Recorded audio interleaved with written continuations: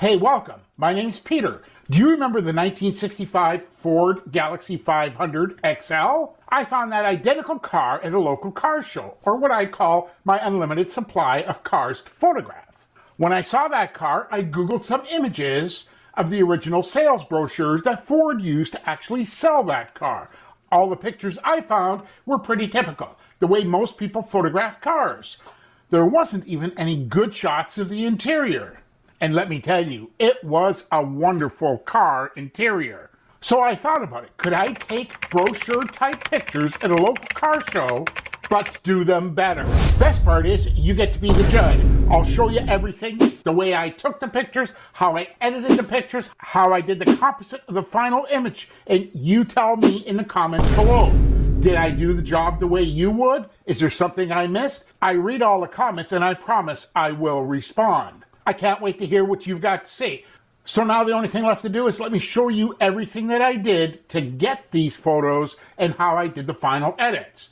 So let's get shooting. Now before we go any further, there's a couple of things that you should know so you get the most out of all this information. Number one is I'm always photographing automobiles with a circular polarizer. In fact, I've said it, if you're going to shoot cars and you don't have a circular polarizer, go home because you're wasting your time. Secondly, I'm using a Manfrotto 190 tripod with a 90-degree extension arm, and that allows me to shoot cars at angles that most don't do. It's a unique angle and it adds a lot to the actual photograph. For this particular car, I wanted to be sure to get good photos of the interior.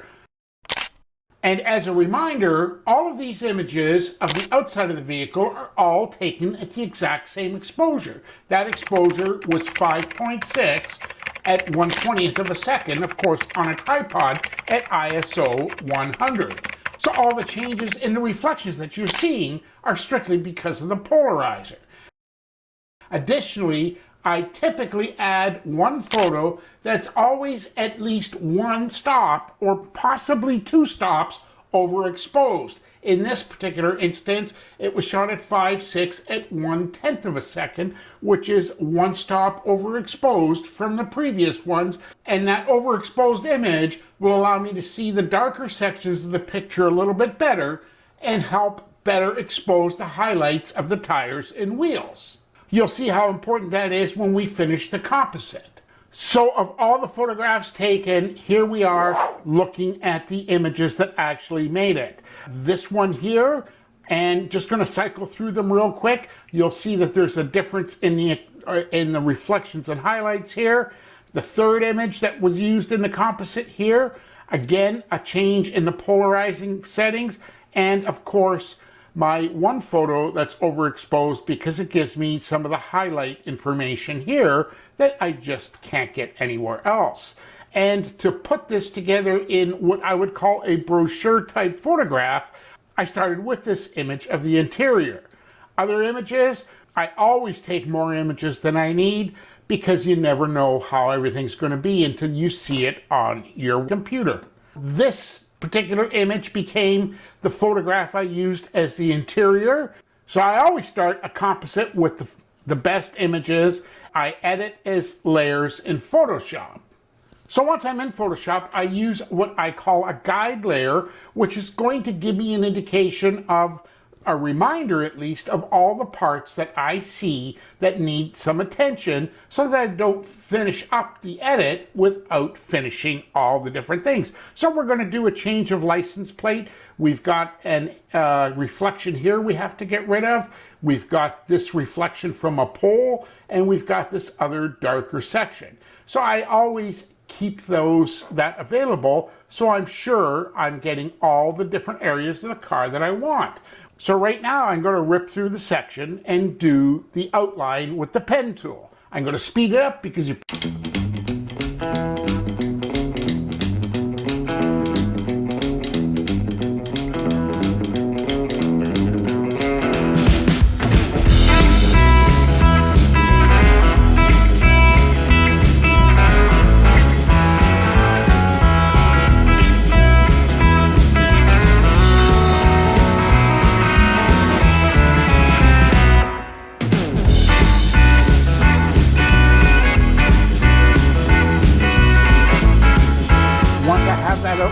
start working with each individual photo. Some of this might be a little difficult to see in the video where I'm only using sections that were highlights that I want to add to the image. Same thing here, a little bit on the bumper, and this here is the overexposed image that I often talk about because it just lets me see some of the detail, especially the detail in the tires and wheels, that you just don't get without it. And the other thing is, I always bring that in at some less than 100% opacity so that I'm getting a little bit of the highlight, but I'm not overexposing it, making it look weird. Okay, I'm not going to go through the plate because I'll link it up here. I did an entire video of how I edit and customize license plates for vehicles that I shoot at car shows. There are a couple of other layers here. This particular one here, I'll turn it on and off a couple of times so you can see it, is where I've taken out some of the reflections. All the edits are done with either a brush tool using one of the colors, or a stamp tool, or a patch tool where I can remove the image, the parts of the image that I don't want. And that, I have to tell you, is trial and error. The next part here you'll see is to remove this change in, now this is either a reflection, trees in the background or something. Of course here all I've done is use a mask to bring that door seam back out and not have it painted over. I then use the Control Alt Shift and E key in order to do a composite of all the layers below. So these I'm going to turn off right now because they're not going to be used.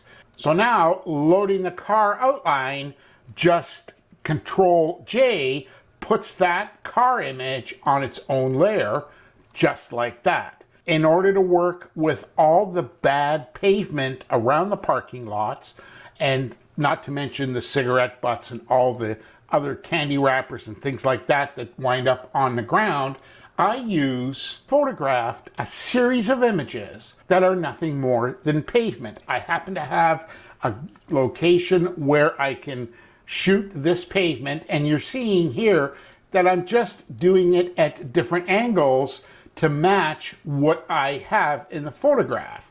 So typically what I do, I will find the ones that are best suited to what I'm doing.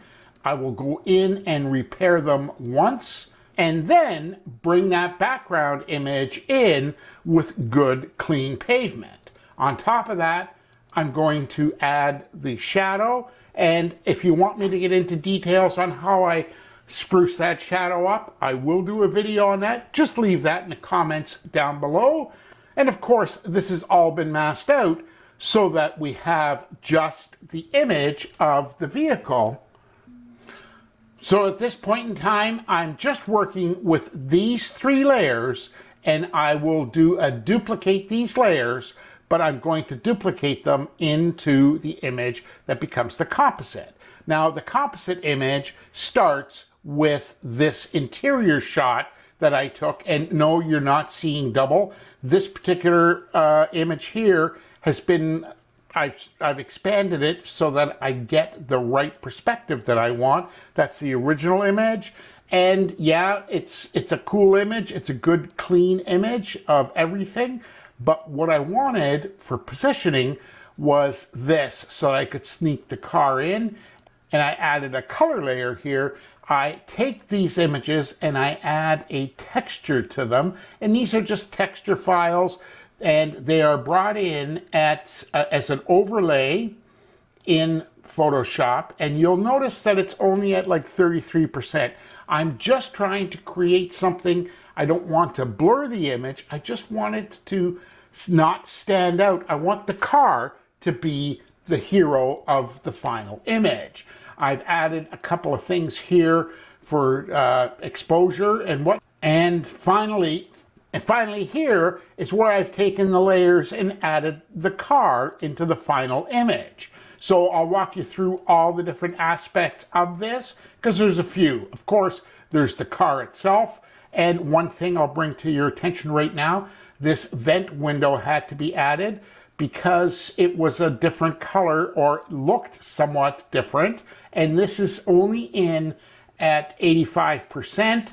so that you can see through it. It's got the look of being a piece of glass, but you can see through it. So from there, I've also added a little bit of color here, and this has been masked out. I'll show you all that here. And on top of that, I've added a little bit of a shadow here because I'm going to add the details of the vehicle. And then there's the issue of the smoke layers. Before we do that, let's have a look at the shadows. So using the shadows, again, I've gone through this. There's 5 or 6 different layers of shadows. But the most important thing that I find is that getting things correct where the wheels touch the ground, it's absolutely critical if you want to have good looking final images in composites, because when you don't do that, it's obvious that your tire isn't, that things have just been placed that way. So anyways, I'm not going to go through that now. I've added a little bit of smoke here or fog, and I do that just to create a little bit of separation on the entire image. And from there, I typically like to add a model year and some sort of emblem that you could typically find on that vehicle, so it gives some sort of, I don't know whether you want to call that authority or whatever, but it certainly helps identify the vehicle, and that is the final edit on anything. Now, in the comments below, tell me, is this the typical brochure shot but better?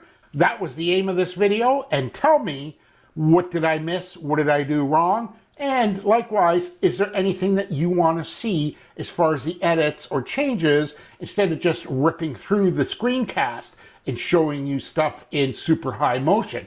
Leave that in the comments below. I read every one of them. I promise I will address your concerns and answer all your questions. Now, if I've shown you anything about automotive photography that has helped you, would it be a bad idea to go down below and hit that like button? Thank you. I appreciate that. And now the only other thing you need to do is go over here and watch this video, because YouTube says that's the video that you probably want to see next. Take care. Thank you so much for your time. Can't wait to see you on the next video. Talk soon.